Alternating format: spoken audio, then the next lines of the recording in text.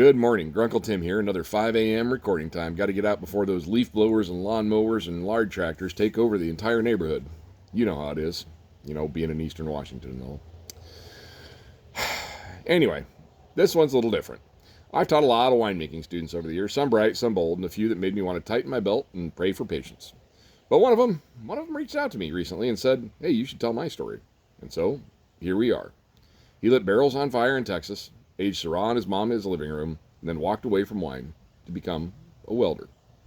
Well, tighten your Texas sides belt buckle, friends. This one's got sparks. The Tale of Drake Freeman, from Syrah to Sparks, a Grunkle Tim original. Now, not all great winemakers end up making wine. This one's about one who ended up covered in welding slag and drinking Corona from a Yeti cooler and laughing harder than anyone in the room. Drake was one of my earliest students, small frame, big grin, and a stutter that showed up just often enough to lull people into thinking he was shy. Let me assure you, he's not. Drake liked to work. Unlike many of the winemaking students I'd had over the years, Drake wasn't in it for the fame or the glamour. He liked good, honest, hard work. I hired him a few times when I was clearing my lot to build my house, our house, this house, which eventually led to this garden. One day I found him standing on top of a giant pile of locust logs I'd foolishly agreed to clear by hand. He looked down at me and said, "You got a plan for these?" Before I could answer, he'd already worked out a deal to split and sell the firewood. I let him keep the cash. I got a soft spot for those entrepreneurial types, That same summer, he helped build my daughter's playhouse, now my office, that one, right behind me. You know what else? He helped me lay the first stones on the path through my garden. That path. This garden. Drake was here before a single tomato took root. Drake also bought my daughter a set of loud rock and roll Barbies. Leather jackets, tiny guitars, the whole deal. Played a tune every time he pushed a button. Drove my wife absolutely nuts. He said, "Every girl needs a band," and walked off like he just dropped off a Nobel Prize. I have to admit that Drake wasn't the most studious student, but he was one that you'd never forget. Drake didn't ace tests or take neat notes, but he could feel his way through fermentation better than most folks with degrees. He scrubbed fermenters without complaining, racked wine without bragging, and could MacGyver a busted press with zip ties and a glare. I'd be halfway through explaining the pH-dependent equilibria of malvidin-3 glucoside, and he'd already be eyeballing a hydrometer muttering, "But what if we just did it this way?" Later on, he made wine in Texas for a while, sent me video once, hand to God, of them sanitizing barrels by lighting the ethyl acetate fumes on fire. The whole barrel would go whoosh with a burst of blue flame coming out the bunghole, and from off camera you could hear someone yell, "Oh, shit!" in the thickest Texas draw I ever heard.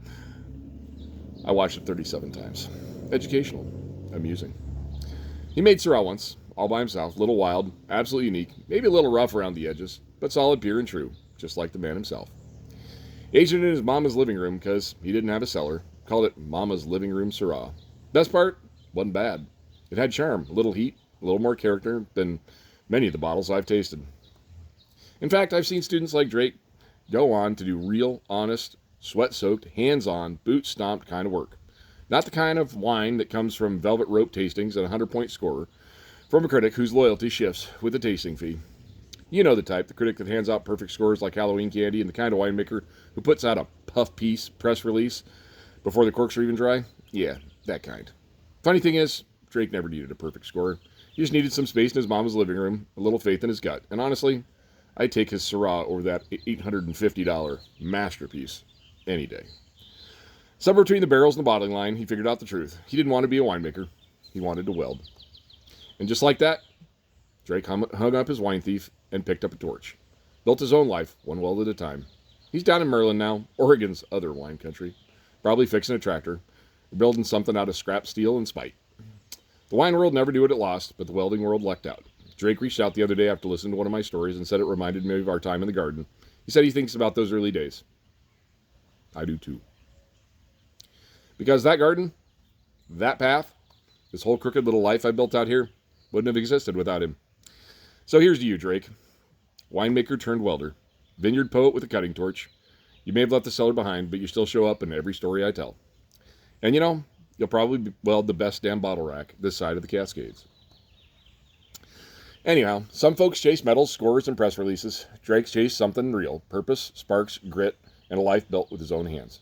And I'll be honest, every time I walk that garden path, every time I see that playhouse turned office, every time I trip over one of those damn Barbies, I think of him.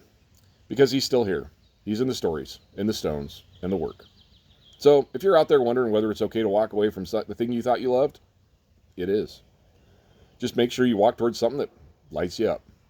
Thanks for listening. Like, subscribe, and share with someone who could use a little reminder. The path may twist, but it still gets you home. Oh, and please save me a seat in your mama's living room. Have a wonderful day.